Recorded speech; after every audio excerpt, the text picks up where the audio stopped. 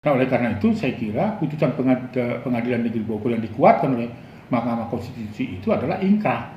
Tidak boleh tidak dilaksanakan oleh Pak Atari sah ini gitu.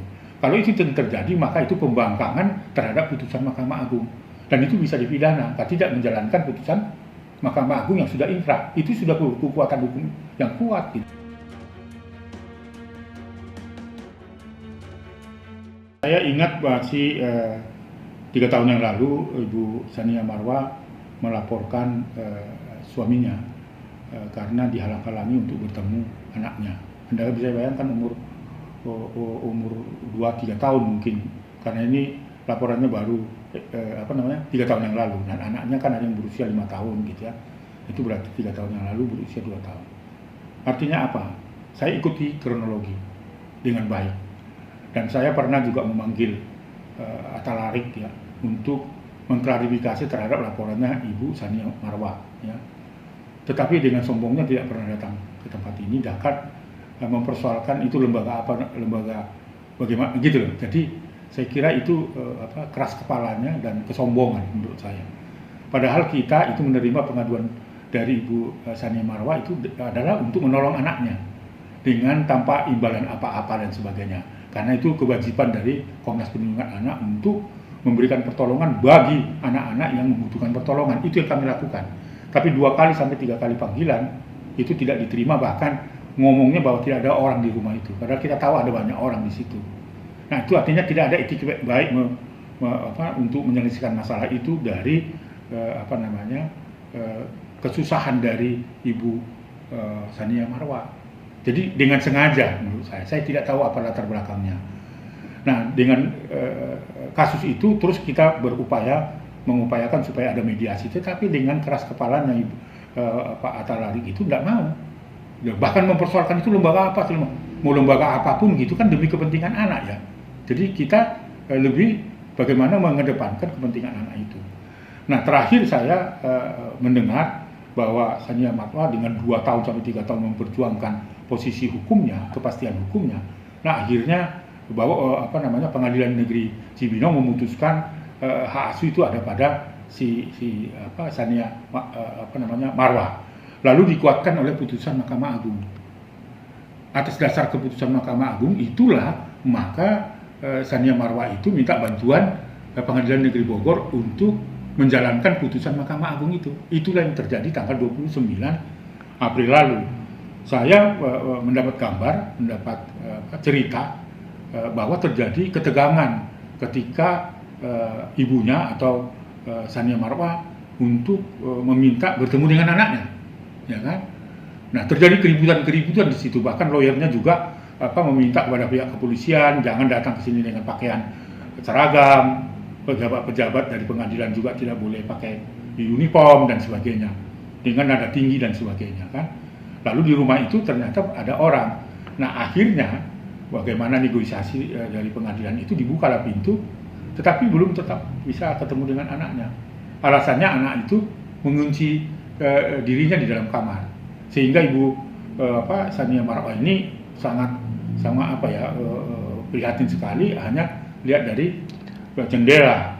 Nah, tapi akhirnya memang selama 5 jam itu bisa ketemu peluk-pelukan, tetapi akhirnya juga terpisah ya, dengan susah payah selama 5 jam membujuk rayu anak dengan alasan bahwa ingin memeluk dan sebagainya. Tapi terjadi keributan di luar itu, akibatnya anak itu sudah mengatakan kepada ibunya, "Ibu, saya jangan diculik," gitu. Itu artinya apa? Ada kondisi yang diciptakan agar anak itu bisa berbahasa seperti itu, masih kecil dan itu ibunya. Itu berarti ada yang mengkondisikan kan gitu. Nah, itu tidak baik untuk perkembangan anak itu sendiri. Nah, oleh karena itu saya kira putusan Pengadilan Negeri Bogor yang dikuatkan oleh Mahkamah Konstitusi itu adalah ingkrah. Tidak boleh tidak dilaksanakan oleh Pak Atari sah ini gitu. Kalau itu terjadi maka itu pembangkangan terhadap putusan Mahkamah Agung dan itu bisa dipidana kalau tidak menjalankan putusan Mahkamah Agung yang sudah ingkrah. Itu sudah kekuatan hukum yang kuat gitu loh. Nah, oleh karena itu saran Komnas Perlindungan Anak kepada Pak Atalarik selain bersama-sama membicarakan pengasuhan dari 2 anaknya itu ya, tidak perlu ada eksekusi lah, tidak perlu ada pemaksaan dan sebagainya gitu kan. tapi duduk bersama karena Sania Marwah juga punya kewajiban untuk membesarkan, membimbing, ya, memberikan belas kasihan kasih sayang kepada kedua anaknya. Karena belum tentu anak itu berada dalam satu pihak, misalnya pada Pak Atalari, itu dia gembira secara psikologis, belum tentu.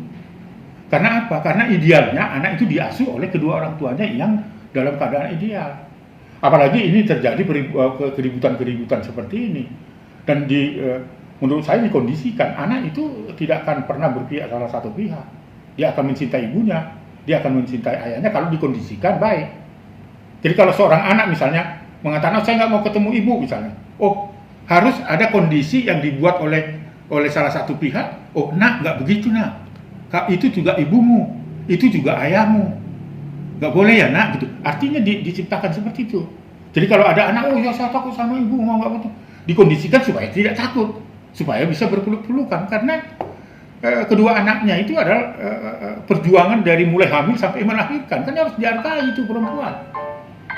Jadi bukan hanya sekedar hanya berpelukan, tapi bagaimana mengasuh anak secara baik. Patuhilah putusan Mahkamah Agung. Saya kira cara-cara Ibu Sania Marwah kemarin itu oke lah, hanya peluk aja. Setelah itu saya pulang, kan itu artinya apa? Ada pendekatan-pendekatan yang persuasif. Tidak memaksakan karena dia tahu persis itu jangan sampai terganggu psikologi anak itu. Dia balik lagi. Pulang kan nggak memaksakan, nggak gedor-gedor, nggak kan gitu. Tapi dia berhak untuk memeluk anak itu, gitu loh. Nah, ketika anak itu menolak misalnya, kondisikan. Bapaknya bisa mengkondisikan itu, nah nggak boleh ya, pelukannya. Kan bisa. Gitu loh. Itu yang menurut saya yang harus dilakukan. Dan belum dilakukan. Baru saja saya baca gitu ya. Jadi saya kira janganlah berlebihannya. Karena PN Cibinong juga punya aturan-aturan hukum. Tentu semua prosedur harus dijalankan. Jadi surat-surat yang menyatakan atau statement terbuka menyatakan bahwa itu adalah pelanggaran yang dilakukan oleh PN Bogor, saya kira perlu diuji dulu gitu, fakta-faktanya. Jangan menyampaikan informasi justru yang menyesatkan gitu ya. Jangan jadi menghilangkan tujuan dari putusan pengadilan Bogor itu, pengadilan Cibinong. Saya mendengar bahwa sebelum terjadi interaksi untuk menjalankan putusan Mahkamah Agung itu dan diingkrah itu pengadilan negeri Cibinong itu membacakan dengan detail, diminta oleh lawyernya, dibaca dengan baik gitu kan. Itu dipahami nggak sungguh-sungguh? Seharusnya itu dipahami dulu, tidak ada bentakan-bentakan, siapa yang membentak gitu ya. Misalnya seperti itu. Lalu kemudian di dalam surat terbuka itu juga perlu klarifikasi terhadap itu. Sekali lagi saya mengatakan bahwa langkah-langkah yang dilakukan oleh pengadilan Cibinong itu sesuai dengan prosedur yang diperintahkan oleh Mahkamah Agung.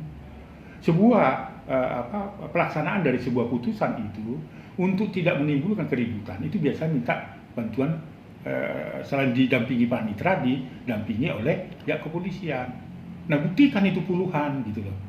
Jangan sampai itu justru mendiskreditkan puluhan orang datang ke situ membuat gaduh, terjadi tarik menarik.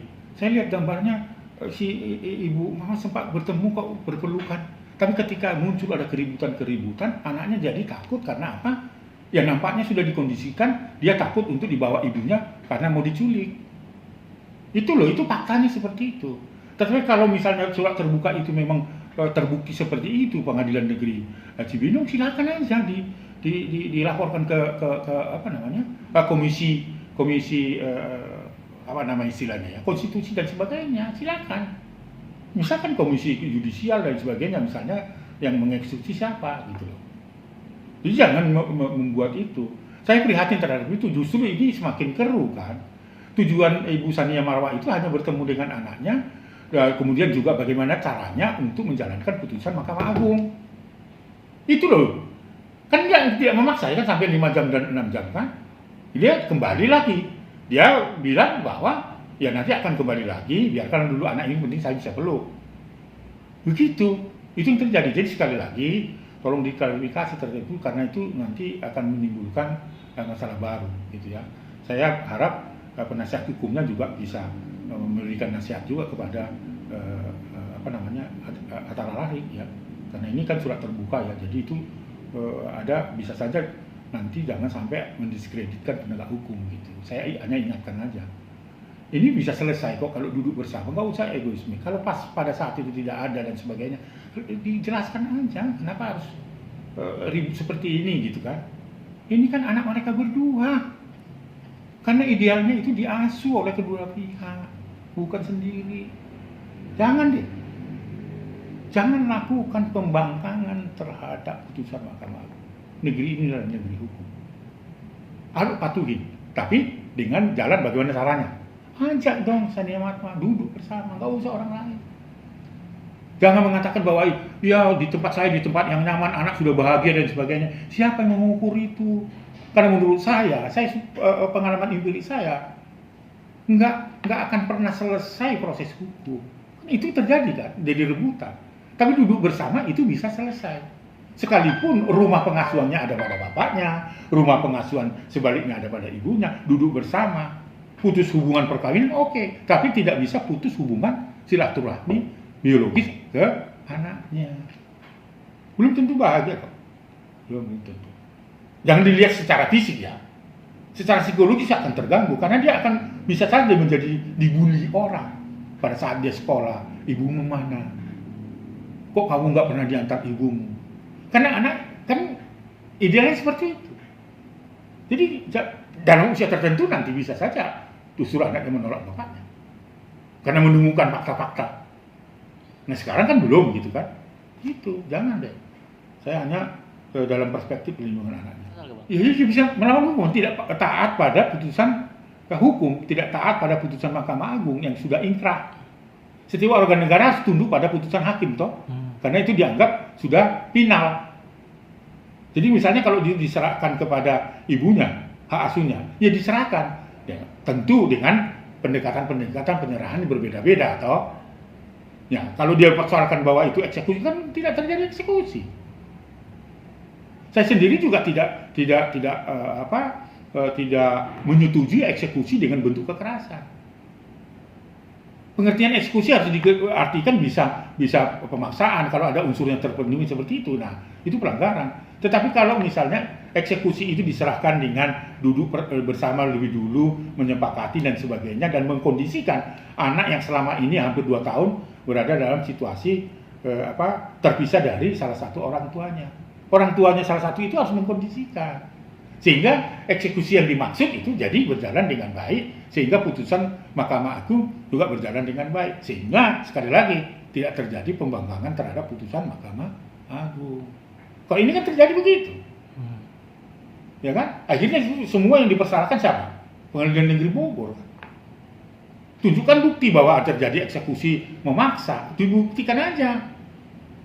Semua orang akan berpendapat kan? Baik itu masyarakat yang awam hukum akan melihat kan, apakah memang terjadi ada puluhan polisi, apakah terjadi pengadilan negeri Cibinong untuk memaksa anak untuk bertemu ibunya, mau pegang anu dan sebagainya.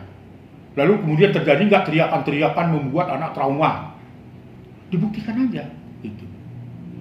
Kalau saya sih sangat sederhana, ayo Hatta Rarahik, Ibu Sania Marah duduk bersama untuk menjalankan putusan Mahkamah Agung itu. Kalau penyerahannya nanti bagaimana itu disepakati. Kalau misalnya anaknya belum mau, kondisikan supaya mau. Hari ini tidak bisa, besok belum bisa, ya lusa bisa. Bersamaan dengan bulan Ramadan ini ya harus merendahkan diri deh. Ayo rendahkan diri kita untuk duduk bersama. Karena kedua anak itu membutuhkan ibu juga. Ya kalau sama-sama egois dan mempertahankan pendapatnya sendiri, ya nggak akan pernah selesai. Yang korban siapa? Ini korban anak-anak loh. Siapa bilang nggak korban? Bilang bahwa ya sejahtera dia tenang di rumah saya yang aman dan sebagainya. Siapa yang mengukur itu? Dalam sebuah kondisi keluarga yang tidak utuh itu anak menjadi korban. Itu aja harus dipelajari. Karena dunia anak, ya kan, bermain, mendapatkan belas kasih sayang, kan gitu. Dari siapa itu? Dari kedua orang tuanya, bukan dari salah satu orang tuanya. Kecuali salah satu orang tuanya itu tidak layak untuk memberikan belayan. Mungkin ada persoalan-persoalan medis dan persoalan-persoalan temperamental dan seterusnya, itu mungkin.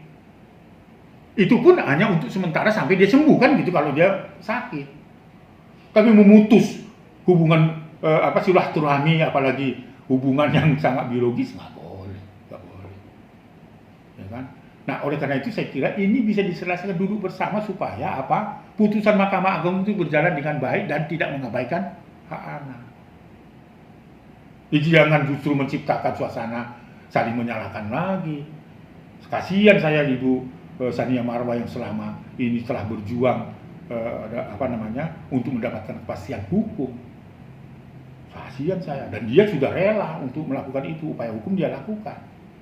Tapi ternyata hasilnya seperti ini. Tetap dia tidak boleh bertemu dengan anak kandungnya sendiri. Putusan itu harus dijalankan. Tidak ada di situ disebut istilah eksekusi loh. Yang ada adalah hak asuh itu jatuh pada Tsania Marwah atas putusan kekuatan hukum yang sah Mahkamah Agung. Setelah dilakukan banding melalui keputusan Pengadilan Negeri Cibinong. Jadi itu tentu adalah kewajiban dari pengadilan untuk menjalankan keputusannya. Itu yang terjadi tanggal 29 April. Sudah pas itu. Dan itu tentu harus harus ditunduk, harus dijalankan atau tunduk dalam putusan itu.